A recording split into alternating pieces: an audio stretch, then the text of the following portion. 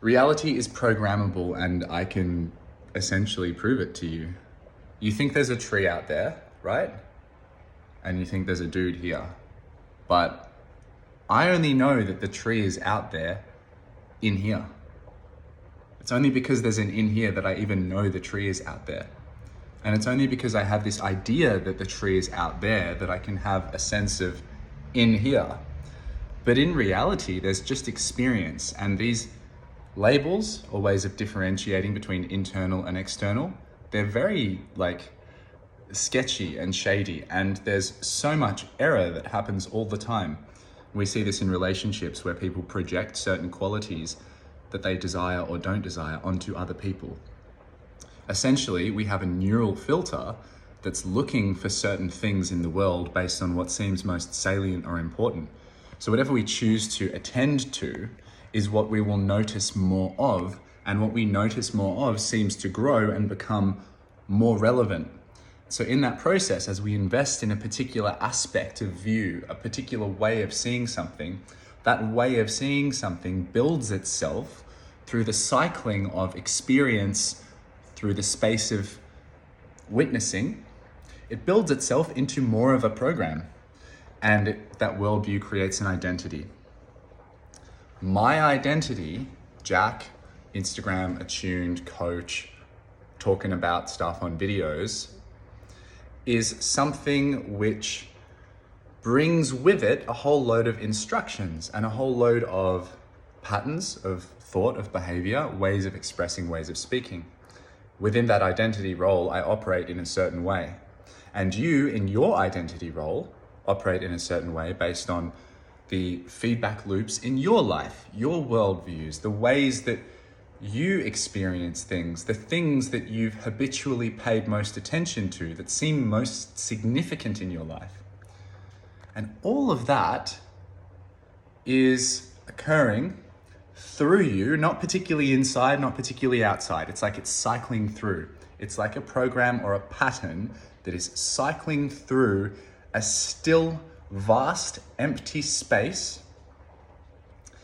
And because it's cycling through so quickly, you can have an experience of it existing, right?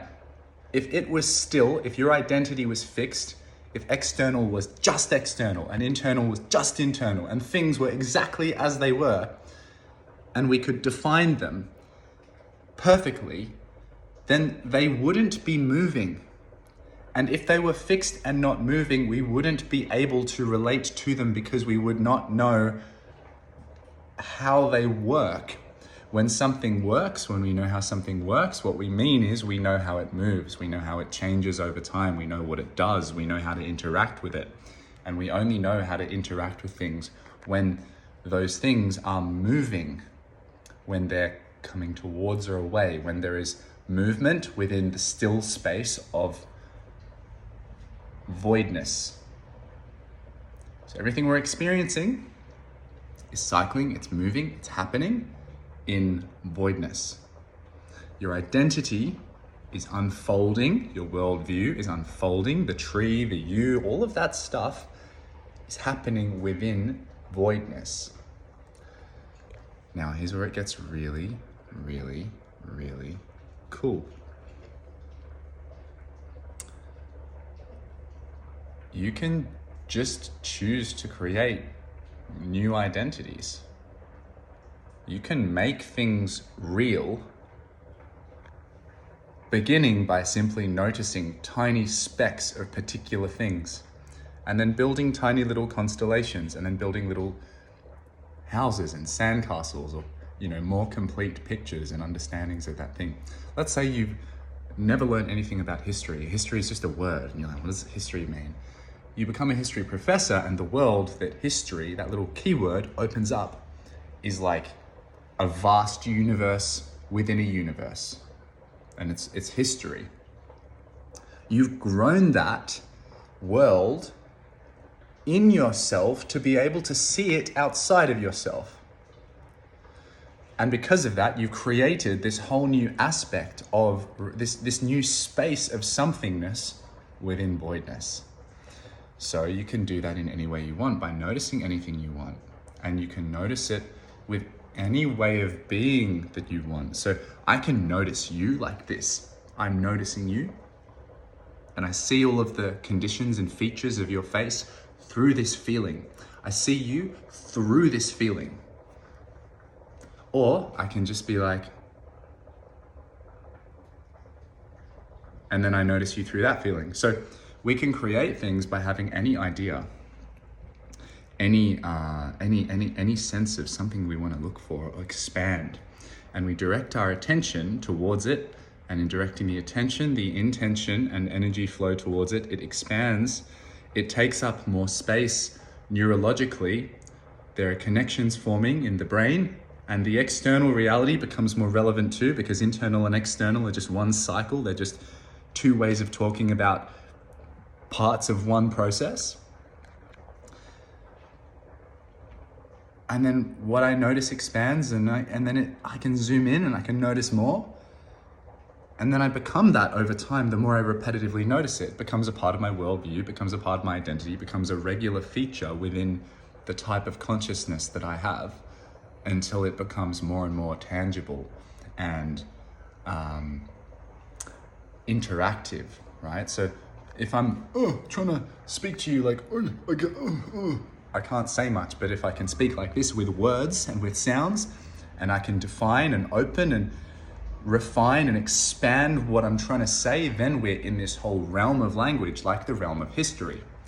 And so now we can actually build things in this realm, and through words we can create things. I can say, I want you to create a metal bar with a 90-degree angle in it. And you're like, yep, I know what that is. I can see that.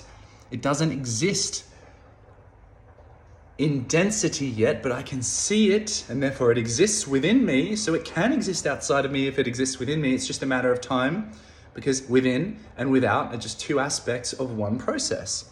So then I invest in metal bar, 90 degrees, opportunities. That's metal. What do I need? Heat. That's heat. And then the metal bar builds itself through me from an image projected in the mind. And next thing you know, I've got a metal bar. The metal bar is external to me. But we can do this with things way, way, way, way, way, way crazier than a metal bar. Way crazier. We can do this with entire fucking worlds. We can do this with entire life stories. We can do this with entire beings and universes and the course of reality. It just takes a high level of skill, but it's the same concept. It's exactly the same as making a wheel for a car. It's exactly the same as having any kind of vision and then bringing it to life. We have a vision, we have a feeling, we have the person who can actualize the feeling, and all of these things are aspects of the creator.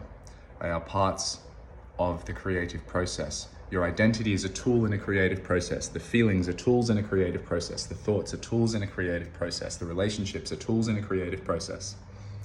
You are a tool in a creative process. The world is a tool in a creative process. How are you going to shape it? How are you shaping it now? To what degree are you owning your ability to choose how you shape the world now? This magical, mystical, strange free will thing that you have to be in response and to be in choice and to be in creation, not just in reaction. What is that? How much of that do you have right now? How far can you take it? And what fears come up when you take it really far and you feel really free, really powerful, really liberated, and you start to take incredible action? What then comes up? Who are you afraid you'll be found out to be? Oh no. So now we see, if I go too far into freedom, if I go too far into power, someone else might think something about me that I would then react to or be afraid of. Oh, okay. So now we see the fabric of reality, the very fabric that reality is based upon, our idea of consensus or collective truth. Talk about what that even means. It's being held together like a web. It's being confirmed by a bunch of different validators. All of these different people, they agree that the world is pretty much as we say it is. And so because we agree that, because we notice certain things about the world, because we behave repetitively in certain ways, we create more of the same. And if someone goes to change some of that, reality is destabilizing, and everyone feels things. And if people can't feel things without staying in the feeling, then people react. And so the program, the broader collective program that we're functioning in, begins to defend itself because it does not yet know how to engage with the version of reality that you are creating with coherence and in harmony. So when you create something, it's your job not only to visualize, to invest attention, to move towards, to attract.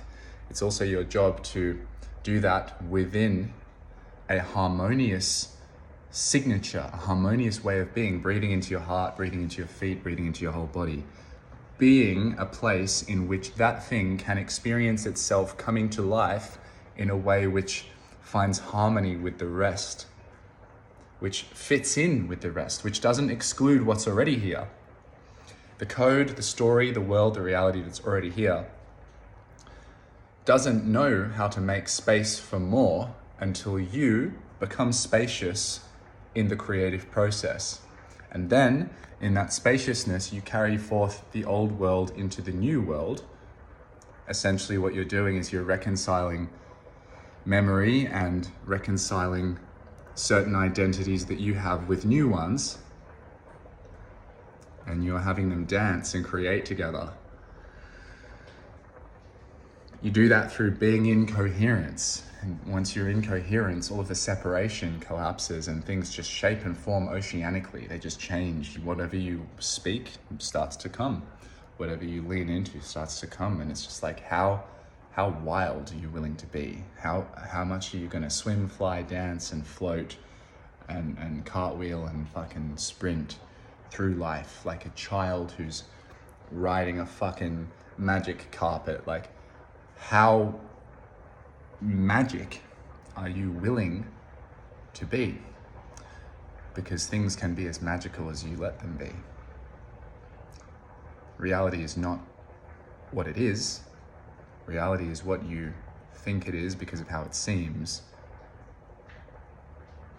It's much bigger than what it seems. The actuality, the base creative landscape that we exist within is far vaster than the reality we think we are living in. This is cool shit. Lean into it. Be an individual. Be willing to be the only one who's ever been, who's worked the way you work. Keep leaning in and see what happens.